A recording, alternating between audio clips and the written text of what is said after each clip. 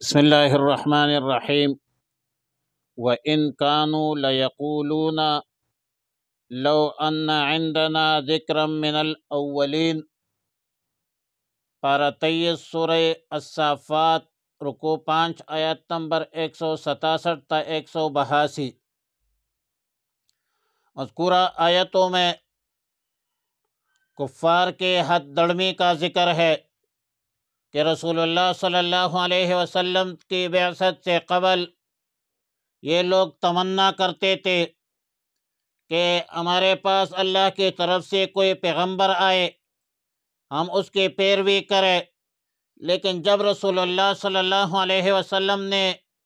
تشریف لایا تو ان بدبختوں نے ضد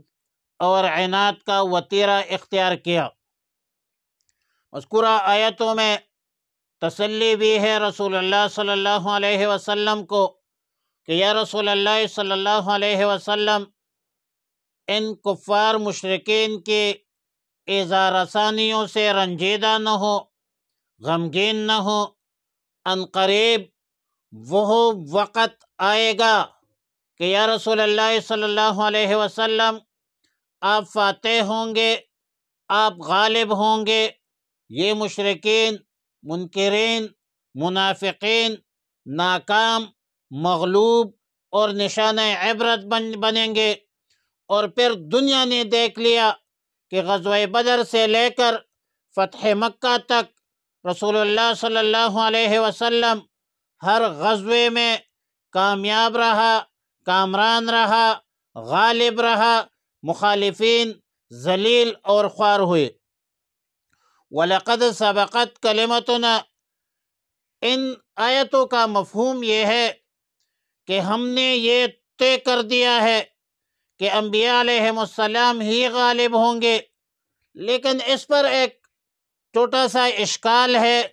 کہ بعض انبیاء علیہ السلام تو دنیا میں غلبہ حاصل نہیں کر سکے۔ تو جواب یہ ہے کہ اکثر و بیشتر انبیاء علیہ السلام کو تو غلبہ حاصل رہا، صرف چند انبیاء علیہ السلام ایسے ہیں جنہیں دنیا میں بظاہر غلبہ نہیں مل سکا، لیکن قوت حجت دلیل کے میدان میں ہمیشہ سربلند رہے، نظریاتی فتح حاصل کر چکے ہیں، اور اس سربلندی کے مادی آثار کسی خاص حکمت، مثلا آزمائش کی وجہ سے آخرت تک مؤخر کر دیے گئے۔ عبداللہ ابن عباس رضی اللہ تعالی عنہما کا قول ہے، ان لم ینصروا فی الدنیا ینصروا فی الآخرہ۔ بہرحال غلبہ دین ہو، غلبہ انبیاء ہو، دنیا میں ہو، آخرت میں ہو، یہ کسی قوم کو محض خصوصیات نسل یا دین کے ساتھ محض تعلق سے حاصل نہیں ہوتا۔ نفس تعلق سے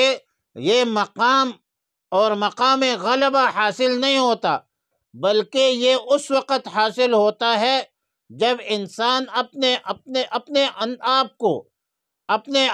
اللہ کے لشکر کا ایک فرد بنا دے۔ جیسا کہ جس کا ایک بندہ پکا اعتقاد اور اعتماد بنائے، اور اس کا لازمی نتیجہ یا لازمی مطلب یہ ہو کہ وہ ہر شعبہ زندگی میں اللہ کی اطاعت کو اپنا مقصد حیات بنا دے۔ زندگی آمد برائے بندگی، زندگی بے بندگی شرمندگی۔ یہ جو شخص اسلام قبول کرے تو پھر اپنی پوری زندگی میں، اپنے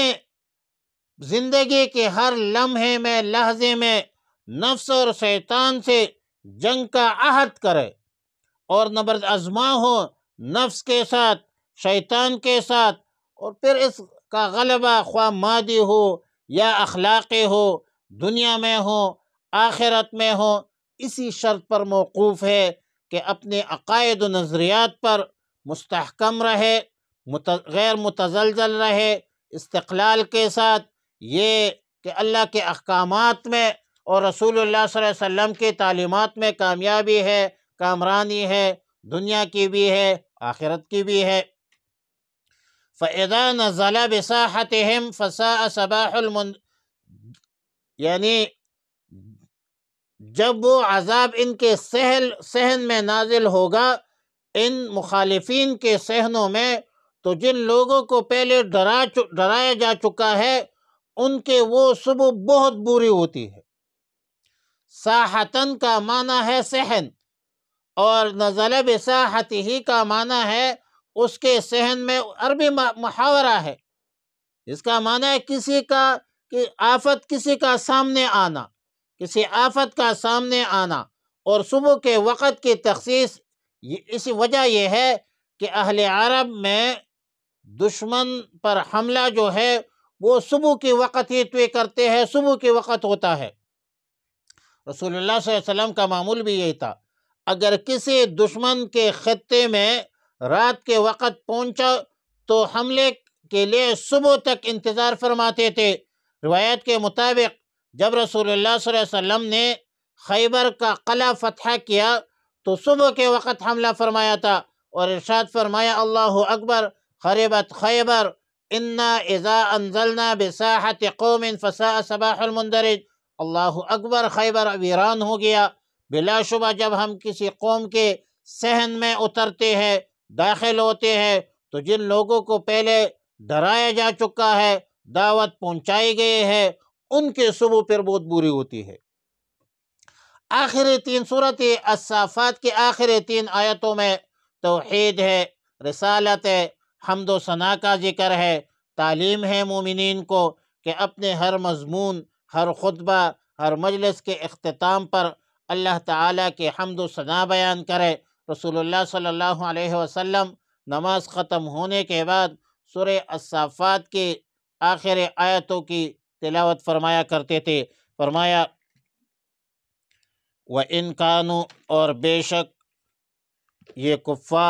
وہ کفار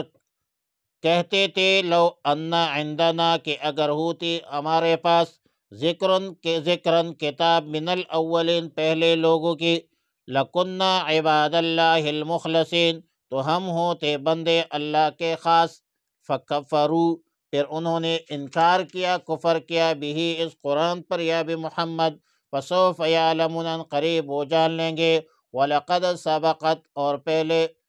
ہو چکا ہے، کلمتنا ہمارا حکم، لعبادنا اپنے بندوں کے حق میں، المرسلین جو رسول ہے، انہم لہم المنصورون، کہ بلا شبہ وہی ہے جو نصرت دی جائیں گے، وَإِنَّ جُنْدَنَا، اور بلا شبہ ہمارے لشکر ہی، لہم الغالبون، غالب رہے گی۔ فتولا، پھر رخ پھیر لیجئے یا رسول اللہ صلی اللہ علیہ وسلم، عنہم ان سے، حتی حین، ایک وقت مقرر تک، وابصرہم، اور انہیں دیکھتے رہیے، فسوف یبصرون، قریب وہ دیکھ لیں گے، افبعذابنا یستعجلون، پس کیا وہ ہمارے عذاب کے لیے جلدی کر رہی ہے، فاذا نزل، تو جب وہ نازل ہوگا، بساحتہم، ان کے میدانوں میں، فساء، تو کیسی بری ہے، صباح المنذرین، صبح ہوگی جو ڈرائے گئے ہیں، وتولا، اور رخ پھیر لیجیے، عنہم ان سے، حتی حین، کچھ مدت تک، وابصر، اور دیکھتے رہے، فسوف یبصرون،